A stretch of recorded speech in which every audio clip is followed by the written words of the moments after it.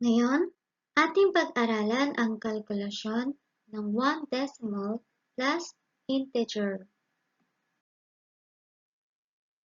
Una, isulat natin ang mga numero ayon sa division o digit ng kalkulasyon. Ang 3 at 2 ay mga bilang sa ones. Ating isulat ng ganito. Ang tens ng 2 ay 0, kaya tuldukan natin ng decimal point at isulat ang 6 at 0 sa tens ng ganito.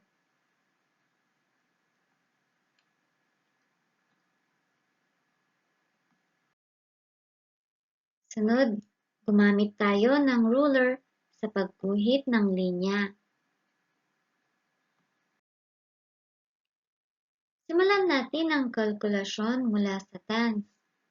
Ang 6 plus 0 ay 6. Ngayon, tayo magkalkula mula sa ones. Ang 3 plus 2 ay 5.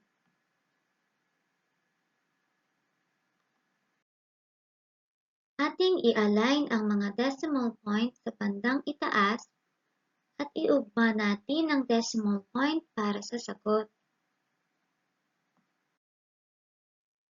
Panghuli, isulat natin ang sagot. Tayo ay magkalkula. Pindutin pansamantala ang pause icon. Ating unawain ang katanungan sa pagsasanay.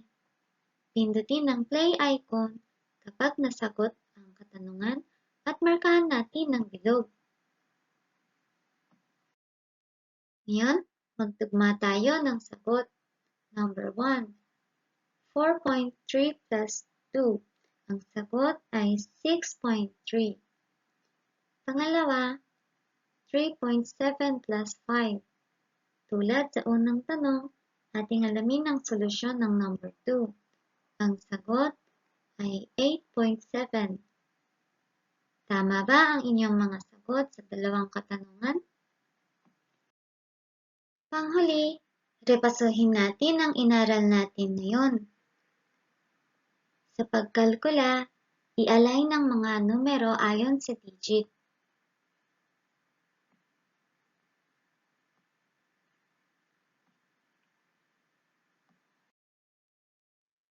Susunod, gumamit ng ruler sa pagguhit ng linya.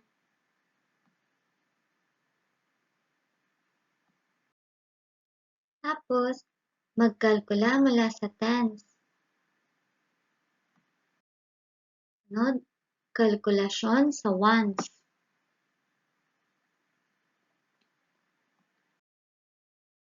Sunod, iayos ang mga decimal point sa ibabaw at iugma ang decimal point para sa sagot. Isulat ang sagot. Ito ang katapusan ng ating pag-aaral sa araw na ito.